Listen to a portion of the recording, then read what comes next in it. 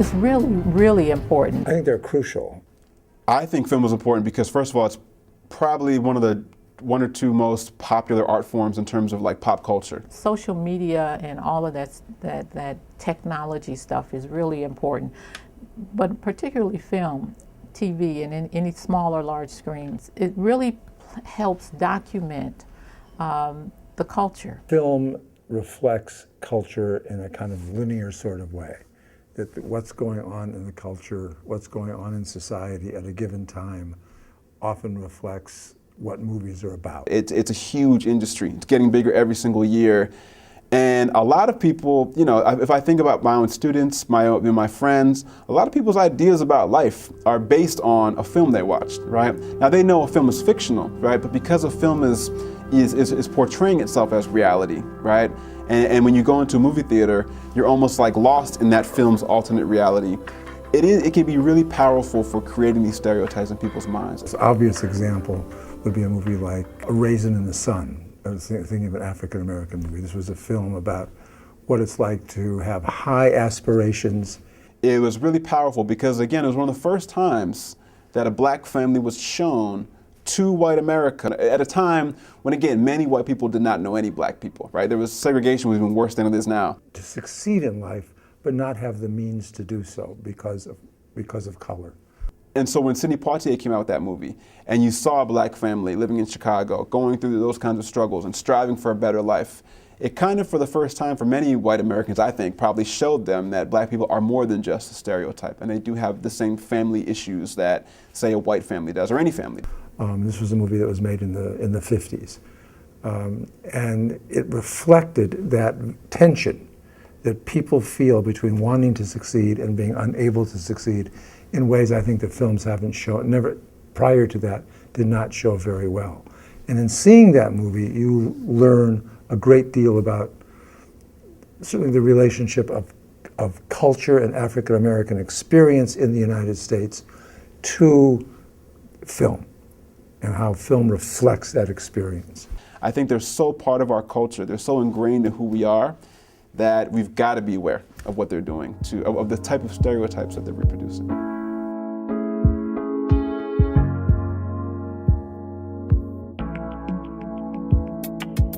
The way in which the dominant culture, sees both itself and people who are not part of that dominant culture is through this construct of archetypes. It's certainly a culture that revolves around whiteness, right? White supremacy, to me, is probably one of the main organizing ideas of our country, of our history. From archetypes, we create a whole set of stereotypes.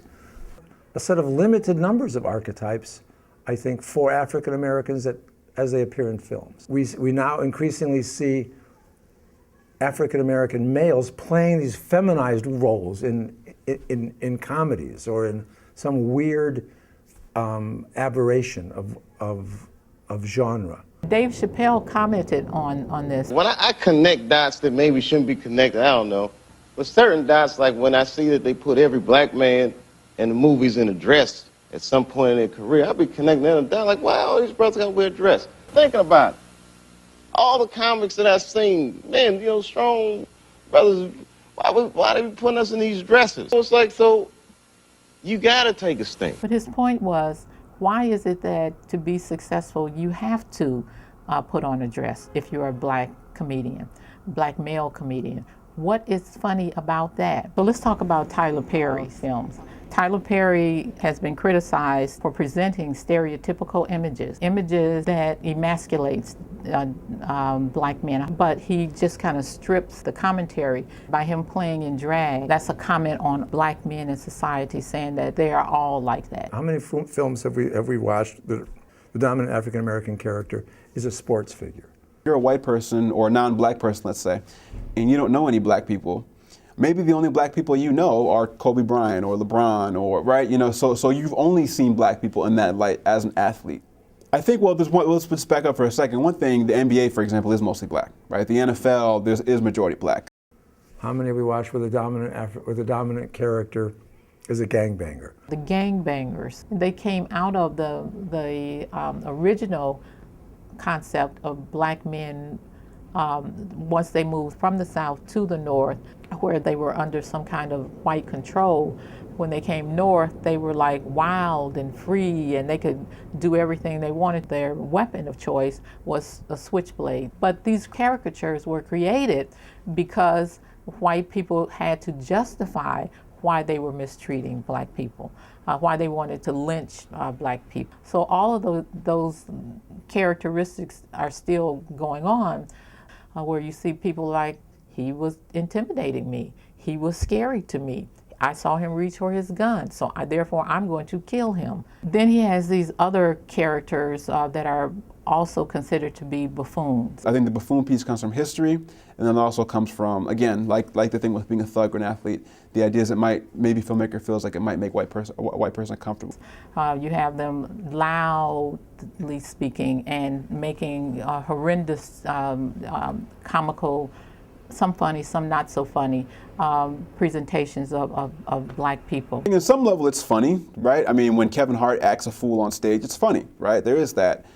But it always makes me feel, I don't know, a little bit strange, or it makes me feel a certain way when I know that it's a majority white audience absorbing, taking in these stereotypes. Come on, this is not the images that we have to put out, that we need to be putting out right now. And I think in seeing all of that, in seeing these archetypes, we learn enormously about how the culture sees itself in relation to African American. I think it's just an outgrowth of racism, and especially in pop culture.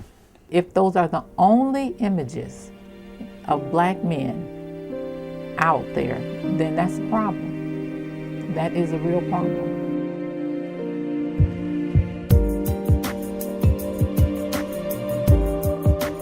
I think it's important for the students to understand the history of the images that they're going to see, the stereotypical images that has filtered throughout our society, that really says that race is part of our culture, and you cannot negate it. So the best way to deal with it is to recognize it, understand it, and take it from there. Race is a defining characteristic in the way we make movies. They're a powerful, powerful, powerful medium, and unfortunately, because of stereotypes, most Americans don't realize this. So the best way to deal with it is to recognize it, understand it. And I think we need to really emphasize the integration here. Black people did this, white people did that. Latino people did this, Asian people did that. I teach my students how to include other people, include all races in their discussion. I would emphasize the social construction of a reality that is highly circumscribed by what the dominant culture thinks it is. And for some of them, it's not an easy subject for them to understand. And I tell them at the beginning, we will use clear terms in this classroom. We're talking about race, and you only confuse and dilute and dance around the subject if you don't address it head on. Us, them, they, you know who I'm talking about. That doesn't work. You have to speak clearly. I would emphasize how those racial stereotypes came about and how they've been perpetuated in very different ways, how they've changed over time. You cannot separate the way films are made even today from the historical experience of slavery in the United States and what that meant. That people have to have a historical perspective in order to understand the relationship of film to culture. I think the beauty of film is that film gives you a chance to really break that down. So I think you need film.